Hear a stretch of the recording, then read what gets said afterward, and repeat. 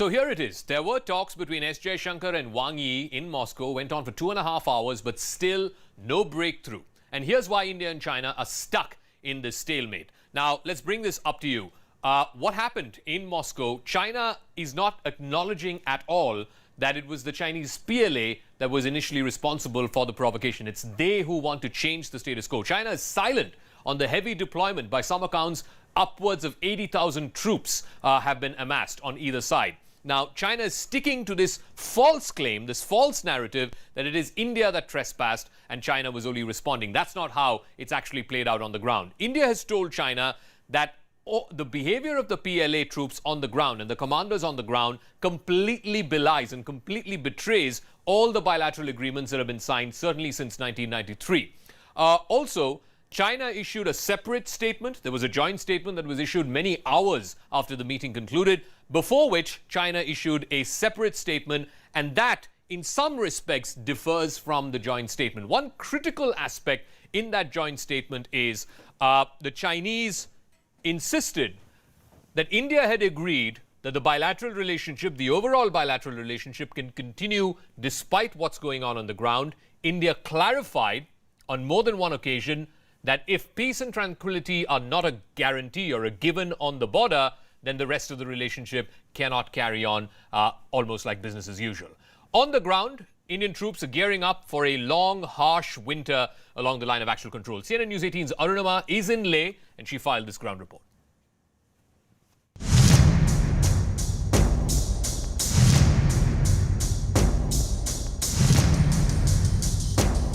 Galwan, Depsang, Pangong. 3 months and counting. The LAC in eastern Ladakh is on fire, and Indian troops have fought the Chinese in hand-to-hand confrontation, faced primitive weapons like clubs and barbed wire-covered sticks, stood firm before gunfire. But at heights of 15,000 feet and above, the battle is not easy. Every breath, every step taken in these heights is a challenge. When soldiers are brought to Leh, they are acclimatized for a week, and then as they move forward, before every big climb, they're acclimatized at the base camp. Yet only the fittest of the fit manage to climb up to the top of the ridges as the battle begins to acquire the top heights along the line of actual control. A border skirmish in these lofty and barren mountains against a numerically bigger army requires planning, preparedness, training and acclimatization. Temperatures can sink to -50 degrees Celsius. The risks of hypothermia, high altitude pulmonary edema, acute mountain sickness and carbon monoxide poisoning is a reality. Add to that the danger from the COVID pandemic. Things are heating up along the line of actual controls, and the troops are preparing for what they're calling a hot winter. But what will really save them from -30, -40 degree temperatures? These tents that are behind me could be some safety for them as they take hilltops and ridgetops in the eyeball-to-eyeball confrontation with the Chinese.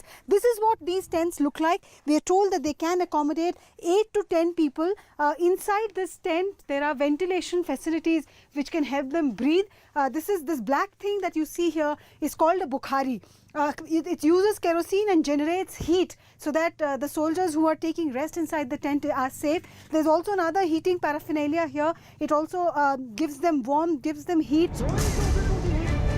50,000 Chinese troops are provoking India along eastern Ladakh. In some areas, like the north bank of Pangong Lake, just a 300-meter aerial distance separates Indian and Chinese troops. Gunshots have been fired and rules of engagements of not using firepower have changed. They came in with those, primitive weapons the other day and fired shots in the air. That was basically aimed at browbeating us, intimidating us. The great thing that the soldiers have done is they've stood their ground. They haven't budged an inch, and they have looked the Chinese into the eyes.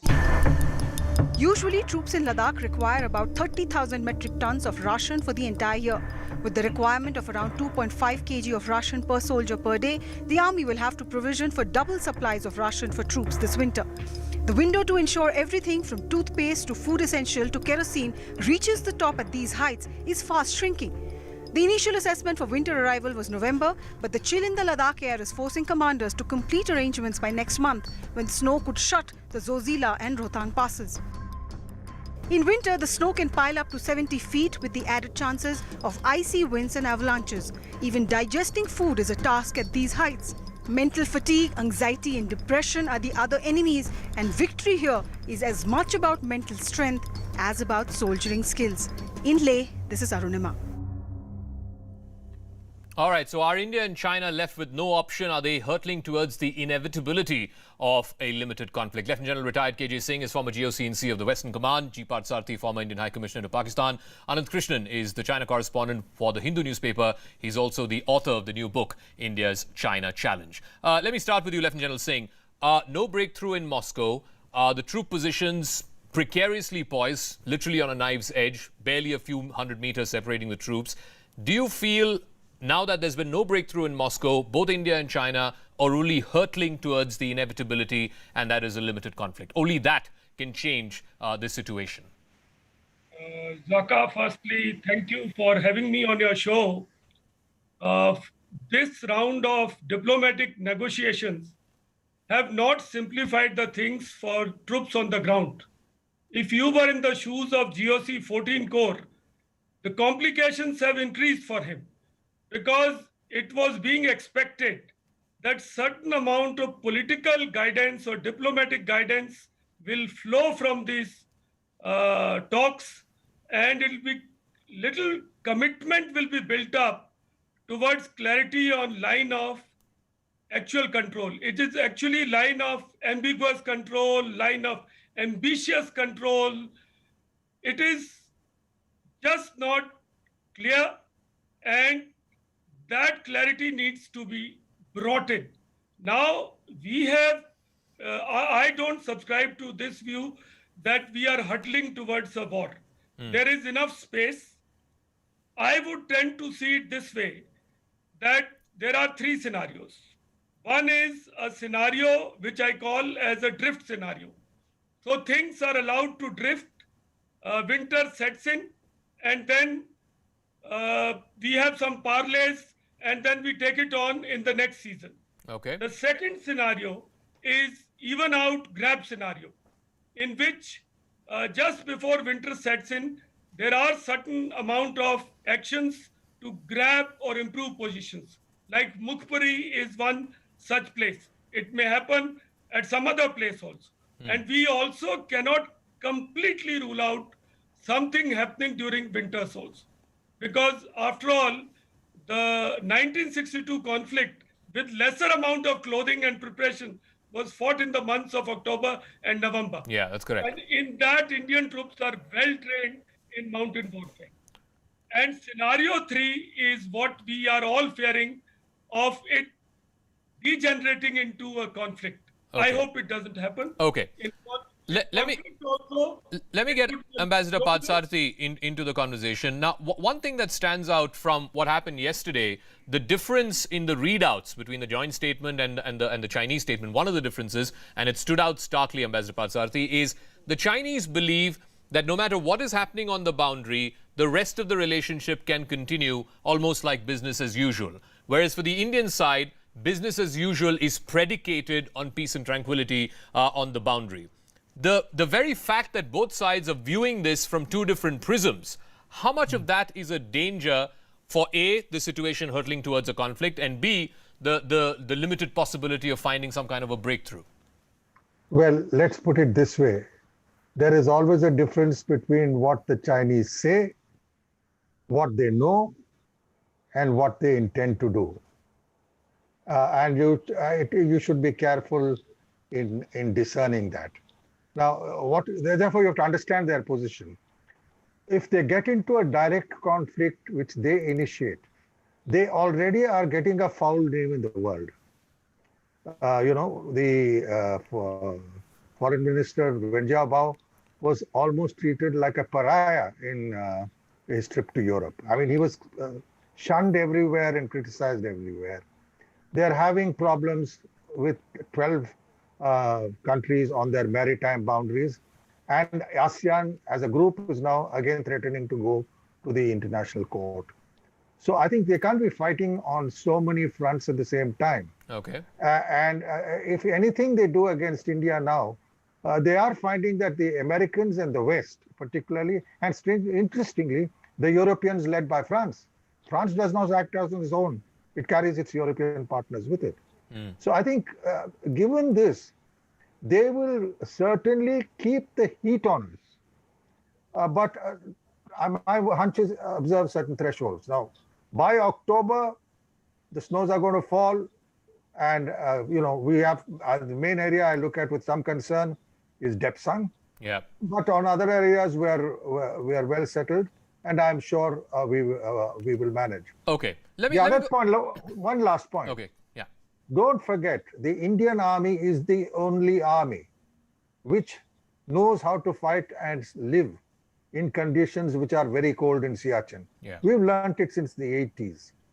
It is going to be a hard thing for the boys, but I think we must bear in mind that the Chinese won't be able to take what our boys can take in that cold. Okay, let me go across to Anand Krishnan. One of the things, the limited elbow room to find a face saver, and obviously a face saver has to be political. It has to be driven from the highest leadership, as it were. The limited elbow room for finding such a political face saver, how much do you subscribe to the view, Anand, that this plenum that's coming up of the Chinese Communist Party in October, and I believe the next year is going to be the centennial year of the founding of the Chinese Communist Party, and Xi Jinping has promised the China dream and so on and so forth. So is there limited elbow room for him to accept some kind of a face saver deal at the LAC?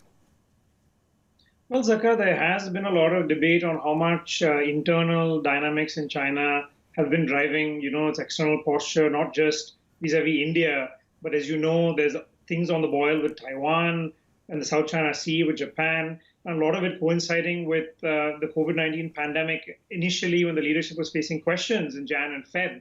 But I think more broadly, Zakka, vis-a-vis India, I think there are a lot of very strange things that we're seeing in the Chinese press. On the one hand, we have this 5-point consensus following the foreign ministers meeting yesterday. But then just 24 hours prior to that, you had the official news agency of China, Xinhua, put out a very hard-hitting commentary that said that essentially it was entirely India's fault. It should learn the lessons of history and things like that. So there is a lot of mixed messaging coming out, which leaves you thinking, do you listen to what the foreign ministry is saying? Do you listen to what the official news agency is saying? Or ultimately, I think, as Ambassador Patsarthi said, perhaps we should just focus on what happens on the ground. And the fact is that a lot of the 5 points of consensus were things that both sides have said before in the past. That differences shouldn't become disputes with something that goes back to 2017, and you know how that worked out. They said that they should, follow the guidance of the special representatives and have talks at various levels, which is what's been happening since June without any de-escalation or disengagement. So I think it leaves you wondering, is this really sincere intent to disengage or de-escalate? Or on the other hand, is it just something that's delaying, giving you the perception of diplomatic engagement while on the ground things are going the opposite direction? I think that we have to wait and see in the days and weeks ahead whether it's the latter case or not. All right, I think that may well be the case. On the global stage, you give one impression. On the ground, you act in an opposite direction. Thanks very much, Lieutenant General Singh, G. Patsarthi and Anand Krishnan for joining us. We'll be on top of that story through the course of the next few days. The diplomatic sort of throw of the dice, as it were, that last chance that people were talking about in Moscow, that hasn't quite come through the way some people were hoping. Now it's a question of monitoring what's happening on the ground. Let's shift focus now